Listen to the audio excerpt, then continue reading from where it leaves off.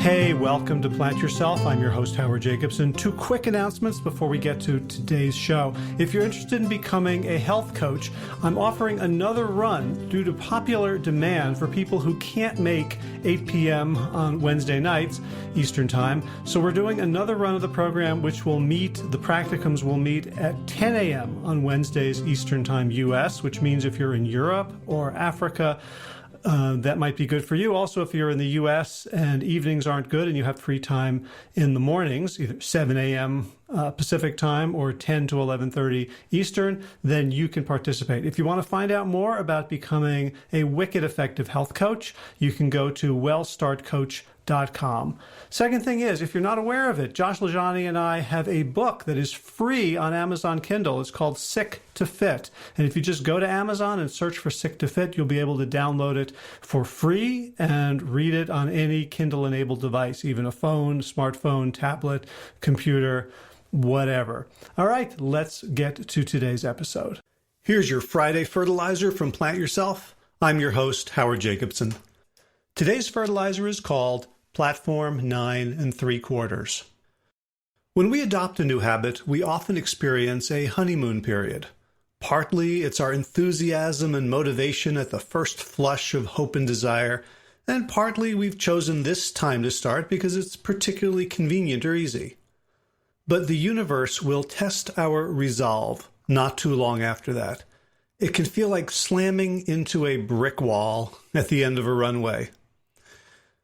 The weather will get shitty, and your morning walk will become unpleasant, treacherous, or even impossible.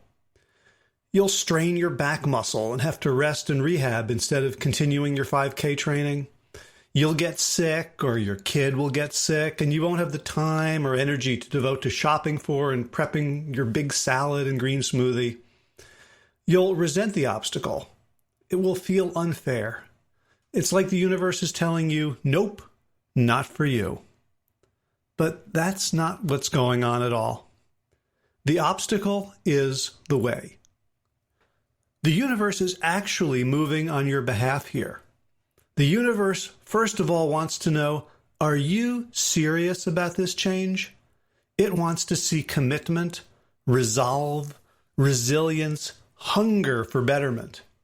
And second, the universe wants to harden you up because life isn't easy or convenient. That's not the story you incarnated into. Something is always going to get in the way. And as the Stoics knew, the obstacles are there not to piss you off or make you give up in despair. The obstacles are there to make you stronger. Just like a beloved teacher will keep challenging you with harder and harder work once you've mastered the easy stuff. Choose your own adventure. Maybe your next step is to make friends with shitty weather. Our ancestors didn't have a choice in that regard, but you do. Maybe your next step is to bounce back from the muscle sprain to prove to yourself that this time will be different from all the times you quit in the past. Maybe your next step is to ask for help with shopping and food prep from a partner, from a nearby sibling, from a neighbor, instead of being so damn proud and self-reliant. Because the alternative, feeling sorry for yourself, will get you exactly nothing. And it's hard to describe the exhilaration that arises when you look an obstacle in the eye and refuse to back down. When you regard the obstacle as a challenge, as a sparring partner, as a stone upon which to sharpen the blade of your resolve. Platform 9 3/4. In the Harry Potter series, young British wizards and witches who go to Hogwarts have to get to platform 9 3/4 at King's Cross Station to take the train all the way to Hogwarts. The catch is, you can't just walk there. The only way to access the platform is to run through a brick barrier at full tilt, pushing your luggage trolley ahead of you. You can't walk up to the barrier and gingerly lean your way through it. You can't sidle up and casually stick a foot into the enchanted bricks. There is no safe way, or rather, there is no way that feels safe to your rational mind, of crossing the barrier. The barrier is not an actual physical barrier. It's an illusion, but a very convincing illusion.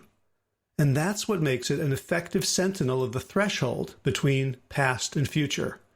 your comfortable and stale old identity, and your scary and exciting new one. Crossing the barrier requires courage, commitment, and the triumph of faith over doubt.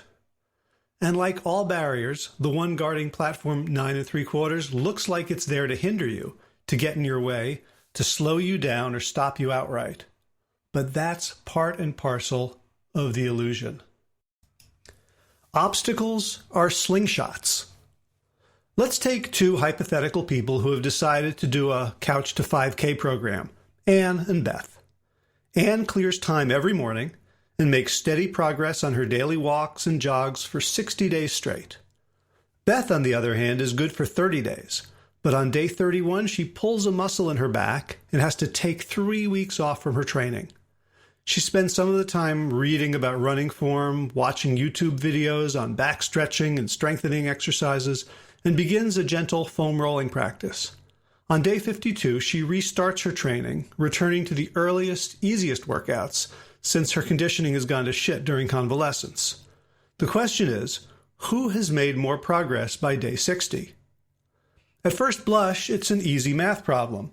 Anne is far ahead. She's done way more workouts and has made more material progress, speed, stamina, etc. But hold on. Neither Anne nor Beth has ever done anything like Couch to 5K before. This is a new experience for both of them. With every workout, every interaction with the app, every calendar accommodation they make to fit in the day's activity, they are forging a new identity. Anne has demonstrated daily consistency over 2 months. That's worth a lot, and it's actually awesome. A+ for Anne. But Beth has overcome an obstacle. She's dealt with pain, disappointment, and doubt. She's grown her understanding of her body's limits and weaknesses and developed a plan to deal with them.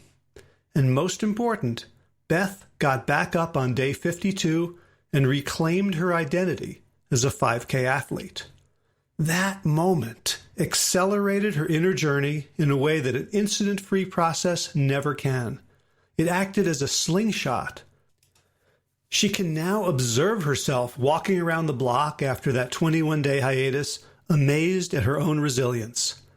If she needed proof that she was serious, that this time would be different from all the others, this was it. What seemed like a 3-week setback actually served as a powerful ritual of initiation into the tribe of athletes. Beth has gone through the crucible and come out certain of herself and her commitment. That's the power of the barrier.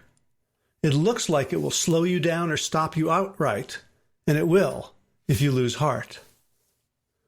If you see through its illusory nature and use it to manifest your commitment to a new and scary and oh so wonderful future, you will emerge transformed.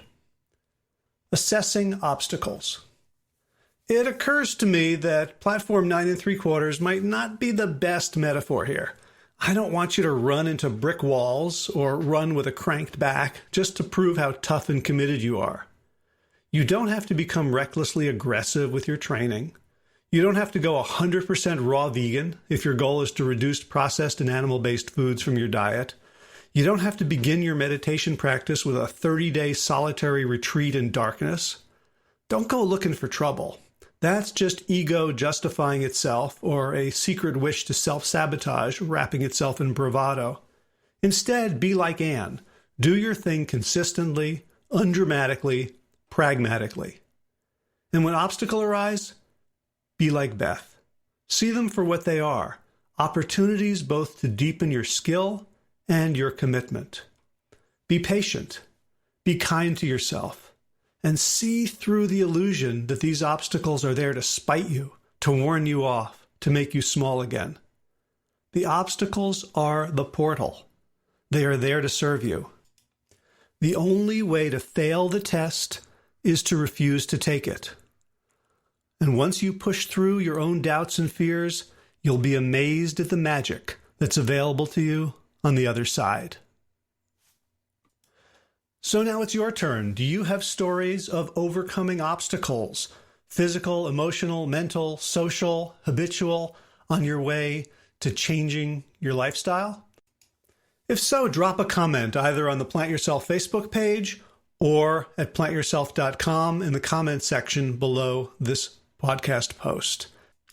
And if you'd like some help and guidance in overcoming those obstacles, in approaching them not with a spirit of self-pity, but in a spirit of curiosity and wonder and resolve, a couple of ways to do that.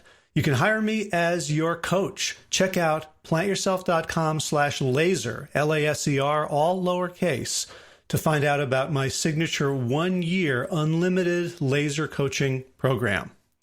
And if you want some in-person support, Josh Lajani and I are running retreats. The next one you can sign up for is June 4th through 7th. That's a Thursday through Sunday, and it's in Pittsboro, North Carolina. And you can check that out at sicktofit.com/NC, lowercase n, lowercase c. That's it for this week. As always, be well, my friends. So if you appreciate the Plant Yourself podcast and would like to help support the mission of the show, there's a few easy ways to do it. One is to just go to wherever you get your podcasts and leave a review. Let other people know about it. Give us some stars. Give us some love. And that really helps us be found by more people. Something else, of course, you can do is let someone know about this podcast. Someone who you think would benefit. Send them maybe a couple of episodes that you think would pique their interest, or just ask them to subscribe in general. And third, you can join arms and become a patron, a financial supporter of this show.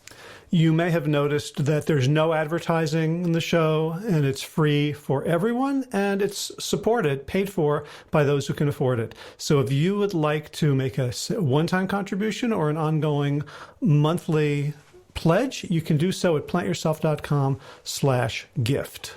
All right, time for thanks. Thanks to Will Ridenauer for allowing me to use his beautiful song, Sabali Dawn, The Dance of Peace. You can find more of Will's music at his website, willridenauer.com. And of course, thanks to all of you Plant Yourself podcast patrons. Kim Harrison, Lynn McClellan, Anthony Disson, Brittany Porter, Dominic Maurer, Barbara Whitney, Tammy Black, Amy Good, Amanda Heatherly, Mary Jean Wheeler, Ellen Kennelly, Melissa Cobb, Rachel Behrens, Christine Nielsen, Tina Scharf, Tina Ahern, Jen Filikanovsky, David Vizek, The Mysterious, Michelle X, Elspeth Feldman, Leah Stoller, Alan Christensen, Colleen Peck, Michelle Andrews, Josina, Sarah Durkis, rhymes with Circus, Kelly Cameron, Wayne Pedersen, Janet Selby, Kara Adams, Tom Franzek, Jeanette Benham, Gil Assert, David Donahue, Blair Cyber, Torona Vizo, Gio and Carol Argentati, Jody Friesner, Ruth Ann Thunderberg, Misha Rosen, Michael Warbeck, the equally mysterious Tracy Z, Aviva L, Alicia Lemus, Rebecca Hughes, Val Lenneman, rhymes with Cinnamon, Nick Harperson, Martha Bergner, Susan Ahmad, Molly Levine, The Inscrutable Harry R, Susan Laverty, The Panda Vegan, Craig Kovic, Adam Scharf, Karen Burry, Heather Morgan, Kelly Machia, Deanne Norton, Bonnie Lynch, Plant Happy Oregon, Sabina Kurtzels, Nigel Davies, Marion Blum, Teresa Copel, Julian Watkins, Breed O'Connell, Shannon Hirschman, Linda Ayat, Colm Hedegaard, Isa Tuzuma, Connie Hainline, Aaron Greer, Alicia Davis, Heather O'Connor, Carolyn Jensen, Sherry Orlikowski of Plant Powered for Health, Karen Smith, Scott Morani, Karen and Joe Crabtree, Tanya Lewis, Kirby Burton, Teresa Carell, Kevin McCauley, Elizabeth Rothschild, Ann Jesse, Cheryl Dwyer, Jenny Hazelton, Valerie Peltier, Peter W. Evans, Colleen Harrison, Justine Divitt, Joshua Sommermeyer, Dennis Berg, Darmy Kelly, Laurie Fanny, Linnea Lundquist, Valerie Hummel, Emily Iaconelli, Levy Wallach, Rosamund McAtee, Dan McCorney, Stephen Lehman, Patty DiMartino, Mike and Donna Kartz, Deanne Bishop, Bill Brielf, Gunter Schmidt, Marjorie Lewis, Kelly Molden, Tricia Adams, Ian Kramer, Nancy Sheldon, Lindsay Bayshore, Gunn-Marie Hagan, Tracy Gullich, Laura Heaton, Meg for Mama Says, Rochelle Kennedy, Diana Goldman, Stacey Stokes, Ben Savage, Michael Kay, Holly Butler, Diana, David Hughes, Connie Rogers, Claire England, Sally Robertson, Param Ganchi, Amy Daly, Brian Tourville, Mark Jeffrey Johnson, Josie Dempsey, Karen Schmidt, Pamela Hayden, Emily Perryman, Olga Sidorowska, Allison Corbett, Richard Stone, Lauren Vaught of Edible Musings, Aaron Hasty, Sean Owen, Sagar Nayak, Erica Piedra, and Danielle Roberts for your generous support of the podcast. That's it for today. As always, be well, my friends.